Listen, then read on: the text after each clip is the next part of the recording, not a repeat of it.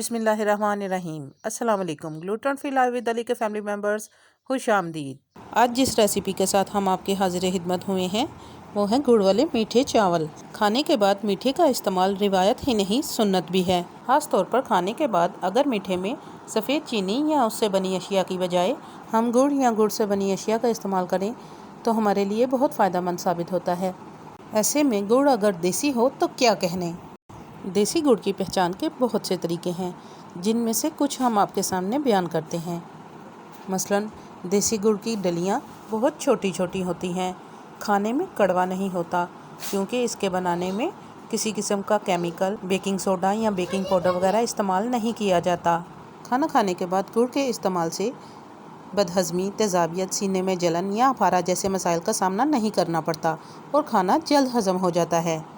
ख़ास तौर पर सीलिक मरीज़ों के खानों में मीठे के लिए सफ़ेद चीनी की जगह देसी गुड़ या शक्कर का इस्तेमाल किया जाए, या फिर आप गुड़ वाले मीठे चावल भी बना कर रख सकते हैं जो हर खाने के बाद या ज़रूरत के मुताबिक जब चाहें सीलिक मरीज़ इस्तेमाल कर सकते हैं। अक्सर लोगों को गुड़ का गहरा ब्राउन कलर पसंद नहीं होता, लिहाजा हम आज की रेसिपी में आपको ऐसे टिप्स बताएंगे जिससे हमारे चावलों का कलर बहुत सुनहरा गोल्डन आएगा। आपसे गुजारिश है कि वीडियो को एंड तक ज़रूर देखिएगा और स्किप मत कीजिए। इंग्रेडिएंट्स नोट कर लीजिए। सबसे पहले हम देगची में गुड़ को कूटकर इसमें आधा गिलास पानी और आधा गिलास से थोड़ा कम दूध डाल देंगे। इस स्टेज पर दूध डालने से जब हम शरीनी बनाएंगे तो गुड़ की मैल अलग से ऊपर आ जाएगी। तो आइए देखते हैं। गुड़ की शरीनी बनाते हुए हम चम्मच बहुत ज़्यादा नहीं चलाएंगे, आहिस्तगी से चम्मच चलाते हुए सारा गुड़ को अच्छी तरह से मिक्स कर लेंगे और इसे हल्की आंच पर 2 से 4 मिनट के लिए छोड़ देंगे। ऐसा करने से गुड़ की मैल ऊपर आ जाएगी। अब हम किसी भी छलनी की मदद से आहिस्तगी से मैल को ऊपर से उतार लेंगे। ये स्टेप ख़ास तौर पर आपने बहुत एहतियात से करना है।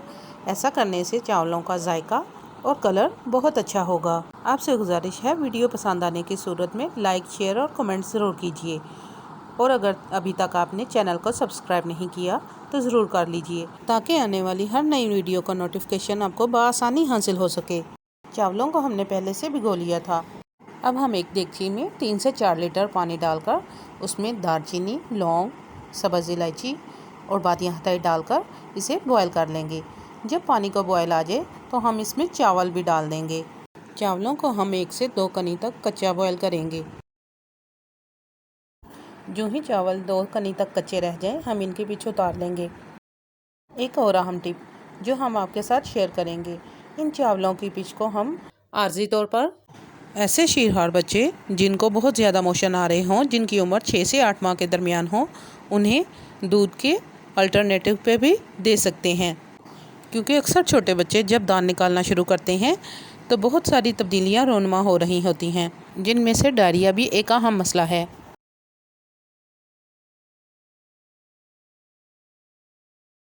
चावलों के पीछे उतारने के बाद अब हम देगची में हस्बे ज़रूरत घी और चंद दाने काली इलायची के शामिल कर देंगे।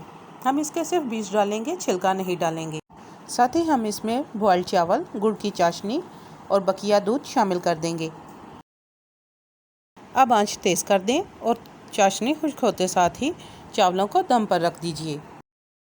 लीजिए मेंबर्स, लजीज, खुश जायका और मज़ेदार गुड़ वाले मीठे चावल तैयार हैं। वीकेंड हो या इवेंट, दावत या बारात, मज़ेदार गुड़ वाले चावल बनाइए और अपने दस्तरखान की शान बढ़ाइए। अल्लाह ताला से दुआ है कि वह हम सबको आसानियाँ अता फरमाए और आसानियाँ तकसीम करने का शर्फ अता फरमाए। आमीन।